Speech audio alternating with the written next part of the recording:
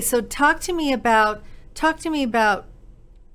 who are some of your clients and what it's like when they start working with you. What are some of the benefits you've provided to them? Right. Tell me about your clients. So a couple different worlds. So in naturopath practice, and again, I work with folks all over the place. I've had, like, one guy came in and had this major digestive problem, and he went to the docs and they diagnosed it with some long name disease. And I said, okay, let's take a look at this. We did some biofeedback and some supplements, and within about 5 to 6 weeks, he was feeling great, and it's very, very thankful. And so it's not always that way that we can do it, but if there's a way to help your body naturally to balance these things, I love to help them.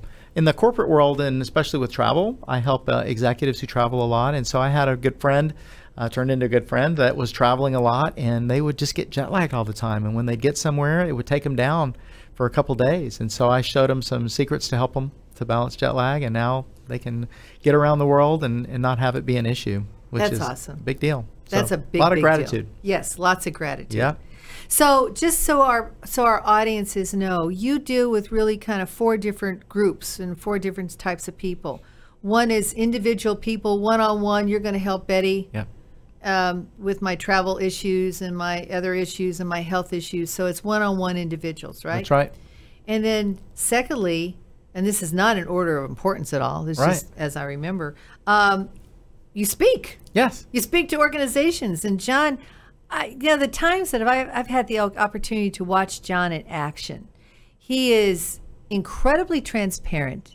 He is incredibly, very, very knowledgeable, as you're all picking up from this podcast, but he's very, very knowledgeable, incredibly transparent. And the audience loves him because he's relatable. He talks to people and they relate to his stories, and they're like, like what you just told me, I'm going to put a shoe in the safe next time. But you're very, very relatable, very knowledgeable, very friendly, very, and they trust you.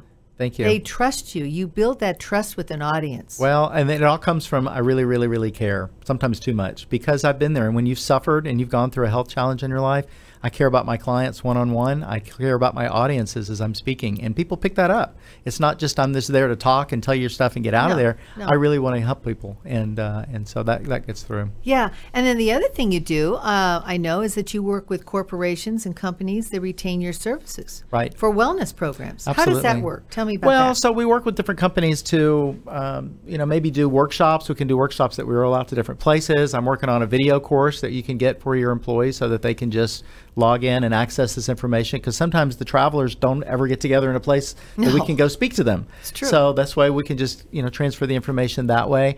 Sometimes I work with executives, the senior executives or the leaders of the companies that are traveling all the time. We just set up kind of a deal where I'm communicating with them constantly, and they can get with me and say, hey John, I'm in Rome and I got this going on. How can you help me?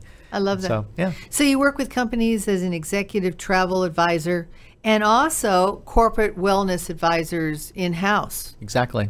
Well, and luckily that feels there's really more. Growing, isn't it? It really is, especially in the destinations. So you've got hotels that are starting to have corporate wellness executives, and then the companies. It's a part of HR, and of course we have the traditional HR world where we're doing the medicine and the benefits and the comp and all that stuff. But this is a little bit different because now we're educating people about mindfulness, stress management, relaxation. How do I reduce absenteeism? How can I increase my productivity for my people? And because it's always got to come back to the money, and I understand that because of my years in IBM. IBM, yeah, always has to show profitable. But people are the biggest expense, and when they travel and they're not productive, oh my gosh, that's just compounded. Exactly right. So true.